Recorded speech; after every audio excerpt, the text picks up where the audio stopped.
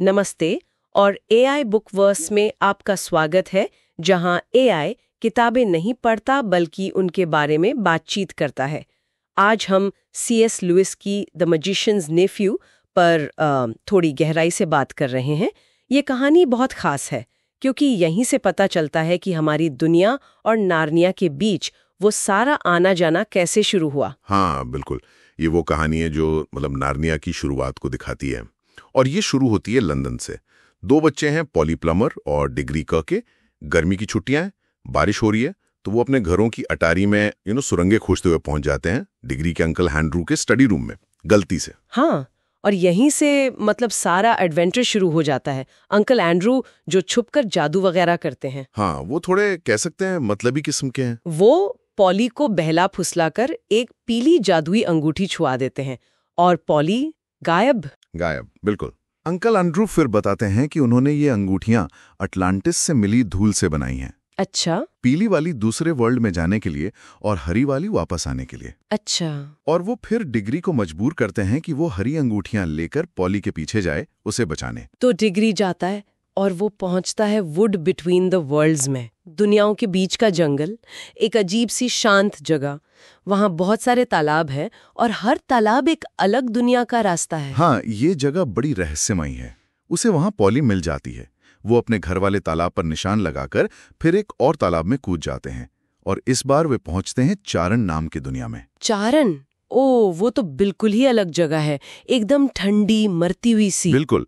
वहां एक बड़े से हॉल में उन्हें मोम के पुतलों जैसे राजा रानी दिखते हैं, सब सोए हुए। और एक मेज पर रखी है एक घंटी और एक छोटा सा हथौड़ा। और एक चेतावनी भी है वहां। कुछ लिखा है कि घंटी मत बजाना वरना मुसीबत आ जाएगी।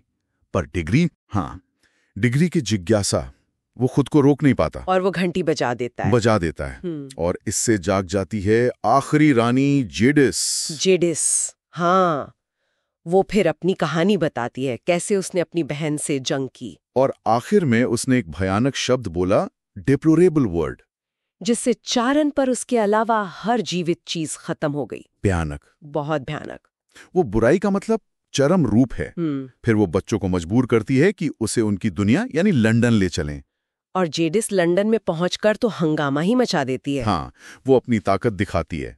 हालांकि उसकी सारी जादुई शक्तियां वहां काम नहीं करती। वो एक लैंप पोस्ट से लोहे की छड़ तोड़ लेती है और कैबी के घोड़े स्ट्रॉबेरी पर बैठकर भागने की कोशिश करती है। पूरा क्योस। हाँ, अफरा तफरी मच जाती है।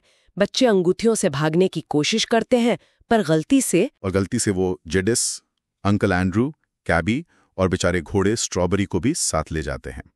पहले वुड बिटवीन द वर्ल्ड्स और फिर वहां से एक बिल्कुल खाली अंधेरी जगह में, नथिंगनेस।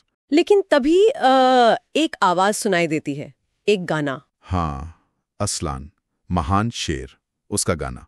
और उसके गाने से सब कुछ बनने लगता है, तारे, सूरज। और फिर नानिया की पूरी दुनिया, घास, पेड़, जानवर, सब जमीन से निकलते हुए। ये जेडिस के विनाश वाले शब्द का बिल्कुल उल्टा है, सृजन। बिल्कुल, संगीत से सृजन। बहुत खूबसूरत कल्पना है। असलान कुछ जानवरों को बोलने की शक्ति भी देता है। स्ट्रॉबेरी भी उनमें से एक होता है। हाँ, घोड़ा स्ट्रॉबेरी। जेडिस गुस्से में असलन पर वही लैंपपोस्ट भी छड़ फेंकती है, पर असलान को कुछ नहीं होता। कुछ नहीं, वो छड़ घास में गिरकर उगने लगती है और बाद में वही नानिया का मशहूर लैंपपोस्ट बनता है। अच्छा, तो वो लैंपपोस्ट ऐसे आया। इसी बीच डिग्री अपनी माँ के लिए मदद मांगता है, जो लंदन में बीमार है। हाँ, असलन उसे सीधे सीधे ठीक नहीं करता, बल्कि एक काम देता है, एक परीक्षा। उसे पश्चिमी जंगल में एक सुरक्षित बाग से एक जादुई सेब लाने को कहता है। और स्ट्रॉबेरी, जिसे असलन पंख दे देता है और अब वो फ्लेच बन गया है। हाँ, फ्लेज। वो बच्चों को उड़ाकर उस बाग तक ले जाता है। वहां डिग्री का सामना फिर जेडिस से होता है। जेडिस ने अमर होने के लिए पहले ही एक सेब खा लिया है, पर वो खुश नहीं है। हाँ, वो अकेली और दुखी है। वो डिग्री को भी ललचाती है कि सेब खा ले या अपनी माँ के लिए चुरा ले। ये एक बड़ा नैतिक चुनाव है डिग्री के लिए। पर डिग्री मना कर देता है। वो सेब लेकर असलन के पास लौटता है। ये बहुत महत्वपूर्ण है ना? हाँ, ये दिखाता है कि मुश्किल हालात में भी सही रास्ता चुनना मुमकिन है। असलन फिर उस सेब का इस्तेमाल करता है नार्निया की हिफाजत के लिए एक पेड़ लगाने में। और वो कैबी और उसकी पत्नी, जिन्हें असलन लंदन से बुला लेता है, हाँ, उन्हें नार्निया का पहला राजा और रानी बनाता है, शायद इसलिए कि वो नेक और साधारण लोग हैं। फिर बच्चे और अंकल एंड्रू लंदन वापस भेज दिए जाते हैं। डिग्री वो सेब अपनी माँ को देता है और वो ठीक हो जाती है। और सेब का जो कोर बचता है उसे वो बगीचे में गाड़ देता है जादुई अंगूठियों के साथ। और उस कोर से एक पेड़ उगता है। हाँ। और कई साल बाद जब डिग्री बड़ा होकर प्रोफेसर किरके बन जाता है और वो पेड़ एक तूफान में गिर जाता है, तब वो उसकी लकड़ी से एक अलमारी बनवाता है। बिल्कुल। और वही अलमारी है जिससे फिर पीवेंसी बच्चे नार्निया पहुंचते हैं, the lion, the witch and the wardrobe में। तो ये कहानी सिर्फ नार्निया के बनने की कहानी नहीं है, ये उसकी नींव है। सृजन, चुनाव, बुराई, अच्छाई। हाँ, ये सारे बड़े थीम्स इसी कहानी से शुरू होते हैं। तो ये थी द मैजिशियंस नेफ्यू की कहानी, जिसने नार्निया की दुनिया की शुरुआत की। सोचने वाली बात है कि कैसे एक बच्चे के चुनाव, एक गाने और एक सेब से इतनी बड़ी दुनिया बन सकती है। अगर ये वीडियो पसंद आई हो तो लाइक करें, चैनल को सब्सक्राइब करें और इसे अपने दोस्तों के साथ शेयर करें। शुक्रिया AI बुकवर्स देखने के लिए। मिलते हैं अगले बुक एडवेंचर में।